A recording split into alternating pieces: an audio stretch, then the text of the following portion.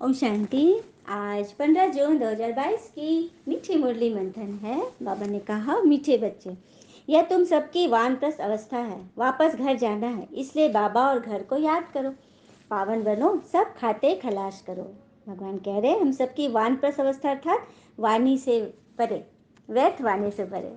अब तो वापस घर जाना है, तो बाबा और घर को याद करो, सबको रास्ता बताओ। प्रश्न, बाबा की बच्चों को कौन सा धीरज देते हैं? बाबा ही बच्चों को कौन सा धीरज देते हैं? तो बाबा कहते, बच्चे, अभी इस रुद्र यज्ञ में, ज्ञान यज्ञ में अनेक प्रकार के विघ्न पड़ते हैं, परंतु धीरज धरो। जब तुम्हारा प्रभाव निकलेगा, ढेर के ढेर आने लगेंगे, फिर सब तुम्हारे आगे आकर माथा झुकाएंगे, बांधेरियों के बंधन खलास हो जाएंगे। जितना तुम बाबा को याद करेंगे, बंधन टूटते जाएंगे, तुम विक्रमाजीत बनते जाएंगे। देखा, बाबा ने कहा ना, इस रुद्र ज्ञान यज्ञ में अनेक प्रकार के विघ्न पड़ते हैं, लेकिन धीरज धरना है। ढेर के ढेर आएंगे, तुम्हारे आगे माथा झुकाएंगे, बांधेलियों के जो बंधन में है, उनके सब बंधन खलास हो जाएंगे। जितना तुम बाबा को याद करेंगे, उतने बंधन तुम्हारे टूटते जाएंगे, तुम विक्रमाजीत बन जाएंगे। और कहते हैं ना, जब महादेव आपसे कुछ वापस लेते हैं, तो समझो उसने आपका हाथ खाली कर दिया है कुछ बेहतर देने के लिए।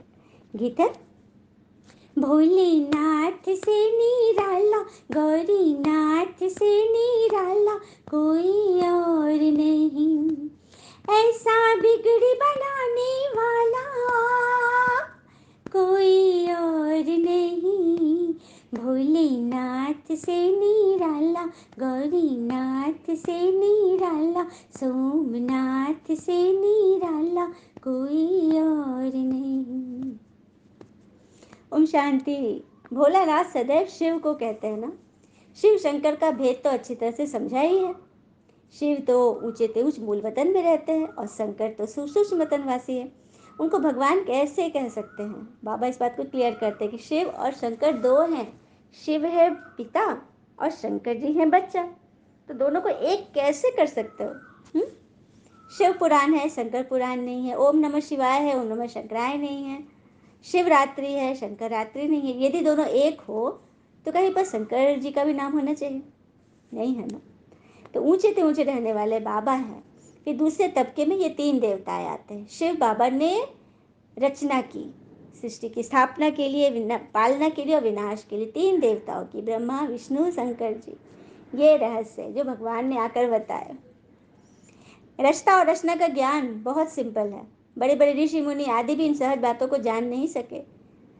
जब वह रजोगुनी नहीं जानते थे, तो तमोगुनी फिर कैसे जानेंगे? क्या बात है। रजोगुनी भगवान सन्यासी लोग को कहते हैं, क्योंकि वे पवित्र तो रहते हैं, लेकिन विकारों पर पूर्ण रीति जीत नहीं पाए, तो वे रजोगुनी है, सतोगुनी नहीं है।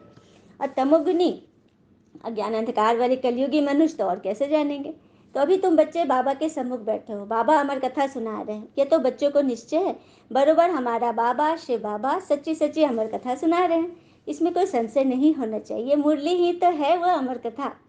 कोई भी मनुष्य हमको ये नहीं सुना रहे हैं। भोलानाथ है शिव बाबा, कहते हैं मुझे अपना शरीर नहीं है, मैं हूँ निराकार। पूजा भी मुझ निराकार को ही करते हैं। पूजा किसकी होती है? निराकार की। शिवलिंग उन्हीं का तो प्रतीक चिन्ह है, परमात्मा का। बाबा तो जन्म मरण रहित है।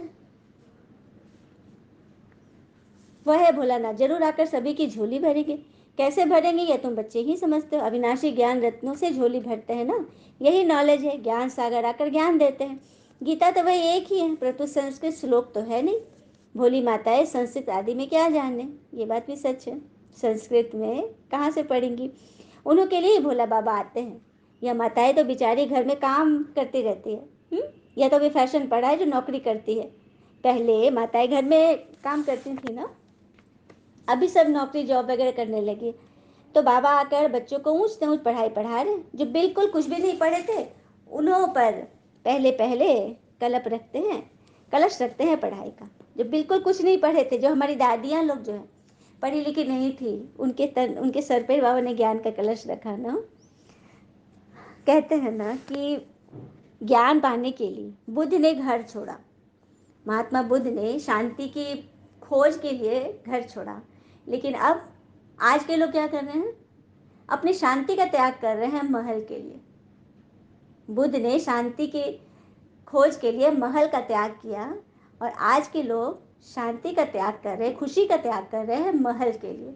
मतलब जमा करने में लगे हुए हैं, जमा कर रहे हैं बस बैंक बैलेंस, अपनी शांति, अपनी शक्ति, अपना आनंद, अपना समय छीन भिन कर रहे हैं, है ना। तो दुनिया को तो पता ही नहीं है कि भोलानाथ शिव बाबा आ गए हैं, जरूर आकर सभी की झोली भरेगा। कैसे भरेगा ये तुम बच्चे जानते हो, है ना। फिर बाबा वही कह रहे कि जो कुछ भी नहीं पढ़े थे ना, पहले पहले ज्ञान का कलश मैं उनके सर पर रखता हूँ। राम आए हैं रावण की लंका से मुक्त करने, अर्थात दुख से मुक्त करने, भगवान आ गए ना। फिर तो बाबा के साथ घर ही जाएंगे, और कहाँ जाएंगे, याद भी घर को करते हैं। हम दुख से मुक्ति पावे, बच्चे जानते हैं बीच में किसको मुक्ति मिल नहीं सकती, सबको तमो प्रधान बनना ही है। मुख्य जो फाउंडेशन है वह जल जाता है, वह धर्म ही प्राय लोप हो जाता है। सही बात है, फाउंडेशन ही जब जल गया, भस्म हो गया, तो फिर झाड़ की क्या बिसात। बाकी कुछ प्राय चित्र आदि जाकर रहते हैं, लक्ष्मी नारायण का चित्र ही गुम कर दिया तो यादगार कैसे मिलेगा। बरोबर जानते हैं देवी देवता राज करते थे, उन्हों के चित्र भी अभी तक है। बच्चों को इस पर समझाना है। तुम जानते हो लक्ष्मी नारायण बचपन में प्रिंस प्रिंसेस, फिर आगे राधे कृष्ण बन गए। लक्ष्मी नारायण ही तो पहले प्रिंस प्रिंसेस थे ना, जो आगे चलकर राधे विष्णु नारायण बनते हैं। फिर बाबा कह रहे ये तुम बच्चे समझा सकते हो, ये अनादि बना बनाए खेल है, उसमें फिर सत्य होगा भारत में ही होना, क्योंकि भारत ये विनाशी खंड है, इसका विनाश नहीं होता है। यह भी समझाना पड़ता है बाबा का जन्म भी यहाँ होता है, उनका है दिव्य जन्म जो मनुष्य सदृश नहीं है। बाबा का दिव्य जन्म है, ये तो अवतरित होते हैं ना, गर्भ से नहीं आते ना, गर्भ में नहीं प्रवेश करते। अभी तुमसे बाबा और घर को याद करो, फिर तुम राजधानी में आ जाएंगे। यह तो आसुरी राजस्थान है, बाबा ले जाते हैं दैवी राजस्थान में, और कोई तकलीफ नहीं देते, सिर्फ बाबा और वर्षे को याद करना है। यह है अजपा जाप, मुख से कुछ भी कहना नहीं है। भक्ति में तो अजपा जाप में मंत्र उच्चारण करते रहते, शिव शिव शिव, अपने कुछ भी गुरु लोग मंत्र देते तो उसको जापते रहते, लेकिन अब मुख से कुछ नहीं करना है, मुरली का अजपा जाप करना है, मंथन करना है, मुरली के पॉइंट का मनन करना है, जीवन में उतारना है। हाँ, साइलेंस में बाबा को याद करना है, घर बैठे। बांधेलिया भी घर बैठे सुनती है, छुट्टी नहीं मिलती है तो घर बैठे पवित्र रहने की कोशिश करती है। वही बात है, बाबा कह रहे कि घर बैठे, सूक्ष्म बात ना, साइलेंस तो हम कहीं भी उसको अपना सकते हैं ना, कोई चीज़ नहीं चाहिए। हाँ, रुद्र ज्ञान योग में विघ्न बहुत पड़ेंगे, विघ्न जरूर पड़ेंगे। आखिरी जब तुम्हारा प्रभाव निकलेगा तो तुम्हारे चरणों पे माथा टेकते रहेंगे, तो विघ्न तो पड़ेंगे ही। इसमें धैर्य रखना है, उतावला नहीं होना है। घर बैठे पति आदि मित्र संबंधियों को एक ही बात समझाओ कि बाबा का फरमान है मुझे याद करो, वर्षा लो, जो कि कृष्ण तो दे नहीं सकते। कृष्ण तो बाबा नहीं ना किसी के, सबके पिता थोड़ी ना, तो बच्चा है, खुद ही बच्चा है। तो वही बाबा बोले ये जो भी विघन है ना, थोड़े समय के लिए, ये बंधन मारपीट आदि आगे चलकर सब बंद हो जाएंगे। कोई कोई बीमारी होती है जो झट छूट जाती है, कोई वर्ष 2 वर्ष चलती है, इसमें भी उपाय यही है, बाबा को याद करते करते बंधन छूट जाएंगे। इसलिए हर बात में धीरज चाहिए। आज बाबा ने धीरज की बात बताई। बाबा कहते जितना तुम याद करेंगे उतना विकर्म विनाश होगा, बुद्धि टूटती जाएगी। यह विकर्मों के भी बंधन है। विकार को नंबर 1 विकर्म कहा जाता है, ये विकार ही तो है। काम, क्रोध, लोभ, मोह, अहंकार, ईर्ष्या, आलस, राग, द्वेष, भय, बेलापन। कहते हैं ना जाग जाओ, बाबा कहते हैं ना उठ जा, जाग सजनिया जाग। तो जल्दी जागना मनुष्य के लिए सदैव लाभदायक होता है। अब वो जागना अहम से हो, वहम से हो, या फिर नींद से हो, किस चीज़ में जागने के लिए हम समझे कि हमें किस चीज़ में जागना है ना। तो बाबा कह रहे अभी तुम विकर्माजीत बनते हो। विकर्माजीत याद से ही बना जाता है, सभी खाते खलास हो जाएंगे, फिर सुख का खाता शुरू होगा। व्यापारियों के लिए तो बहुत सहज है, समझते हैं पुराना खाता खलास कर फिर नया शुरू होता है। याद करते रहेंगे तो जमा होता जाएंगे, याद नहीं करेंगे तो जमा कैसे होगा। यह भी व्यापार है ना। बाबा तो कोई तकलीफ नहीं देते, धक्का आदि कुछ भी नहीं खिलाते। वो तो जन्म जन्मांतर हम खाते आए ना धक्का। अभी सत्य पिता कितना अच्छी रीति समझाते हैं, गॉड ही सत्य बतलाते हैं, बाकी तो सब है झूठ। कंट्रास्ट देखो, बाबा क्या समझाते हैं और मनुष्य क्या समझाते हैं, ये बात भी सच है। भगवान क्या समझाते हैं और मनुष्य क्या समझाते हैं, यह है ड्रामा। फिर तो ऐसा ही होगा। अभी तुम जानते हो हम सदगति को पा रहे हैं, है ना। हमें पता है कि हम सदगति को पाने के लिए पुरुषार्थ कर रहे हैं। सदगति माना स्वर्ग, स्वर्ग में जाने का पुरुषार्थ करें, जहाँ कोई विकर्म होता नहीं। यहाँ विकर्म होता है तो इसकी सजा यहाँ मिलती है। जो श्रीमत पर नहीं चलते उनको भी क्या कहा जाए, नास्तिक। मतलब भगवान का बनकर भी श्रीमत पे न चले तो जैसे आस्तिक ही ठहरे। भले जानते हैं बाबा आस्तिक बनाते हैं, परंतु फिर भी न चले तो नास्तिक ठहरे ना। जानते भी हैं शिव बाबा के श्रीमत पर ही चलना है, परंतु जानते हुए न चलते उनको क्या कहेंगे, श्रीमत है श्रेष्ठ बनने की, सबसे ऊंचे से ऊंचे वह सदगुरु है। बाबा बैठ बच्चों को सम्मुख समझाते हैं। कल कल समझाया था, बाकी शास्त्र तो सब भक्ति मार्ग के हैं, अनेक ढेर के ढेर शास्त्र हैं। शास्त्रों की भी बहुत इज्जत रखते हैं, जैसे शास्त्रों को परिक्रमा देते फिर चित्रों को भी परिक्रमा दिलाते। अब बाबा कहते हैं इन सभी को भूल जाओ, एकदम बिंदु बन जाओ, बिंदी लगा दो और कोई बातें सुनो ही नहीं। Hear no evil, see no evil, talk no evil, बिंदु बन जाओ, कुछ भी नहीं सुनना है देखना है।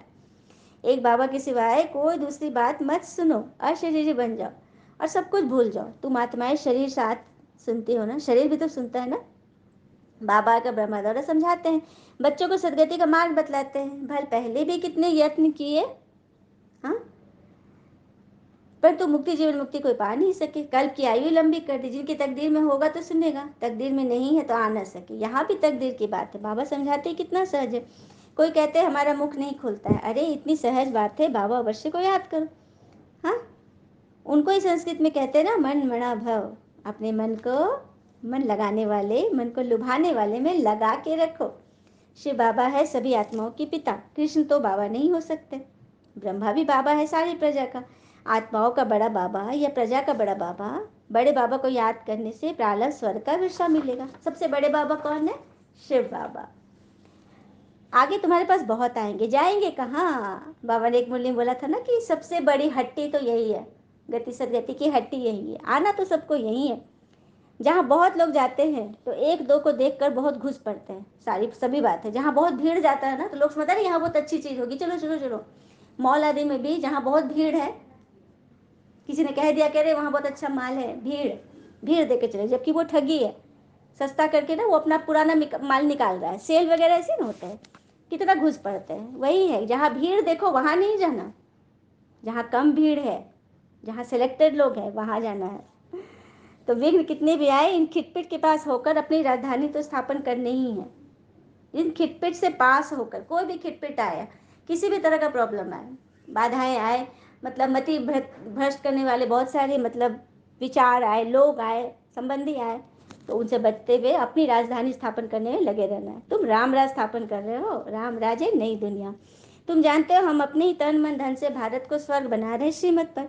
कोई से पहले तुम यह पूछो परमपिता परमात्मा से तुम्हारा क्या संबंध है, प्रजापिता ब्रह्मा से क्या संबंध है? कोई क्या कहेंगे पता ही नहीं। तो यह है बेहद के बाबा। फिर है बिरादरिया, मैंने उन्हीं की सारी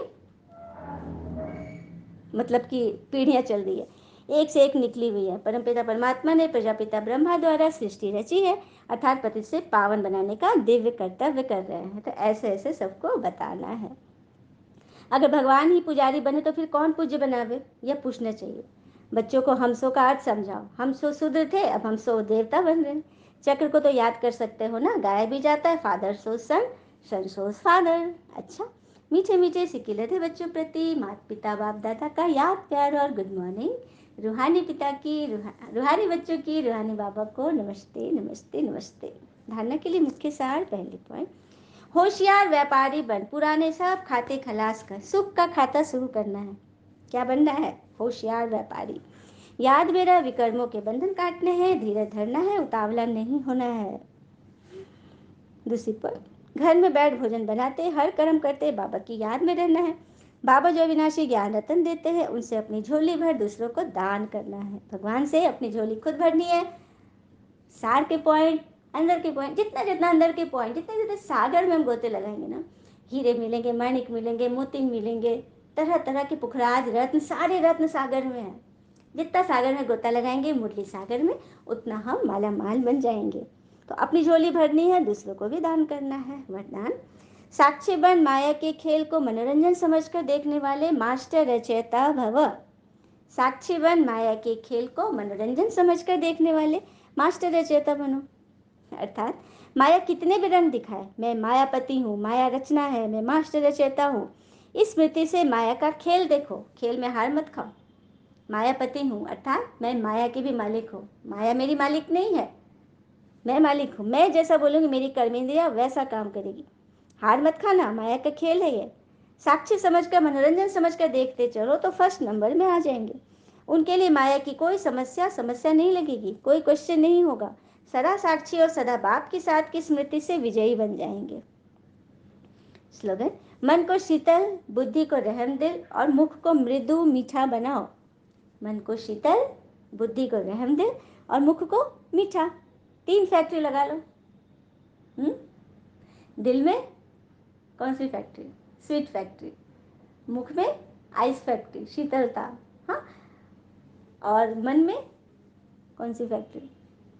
मतलब एकदम कूल वाली, कोई हलचल नहीं, बुद्धि एकदम शीतल। अच्छा, ओम शांति। शुक्र मुझे बाबा और बाबा के प्यारे प्यारे बच्चे। All is well always. ओम शांति।